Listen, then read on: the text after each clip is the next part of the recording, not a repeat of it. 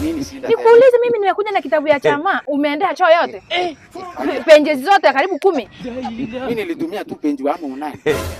Ukapeleka wapi? Niliandikia mambo yangu. Ulitumia kwenda choo?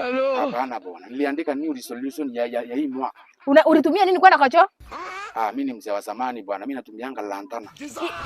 Ndio nayo tuweke kando juu kwa usinibebe akili baya. Wewe jana maziwa ya mtoto ilienda wapi yenye niliacha kwa chupa? Sasa unasema maziwa nyumba iko na panya na nini? Unasema maziwa silikunywa. Mimi baba Kanana utakuwa unanibeba venye unataka. Nikuulize.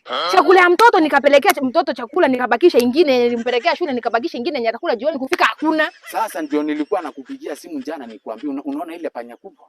Ile inakuanga na ndevu inaitangwa mutembei. Karibu niue njana. Sasa nikuulize, wewe ndio kipanya kikubwa kwa hata ndevu. Mimi nakula chakula ya mtoto. Umekuwa umejifanya panya. Kwani nimerogwa? Mimi siwezi. Mimi nitajuaje kama umerogwa? Mimi baba Kanana mimi umenichokesha. Itabidi uweke CCTV. CCTV ingine ni kama ile yenye iko kwa mbavu. Yaani umeweka CCTV kwa mbavu? Aya.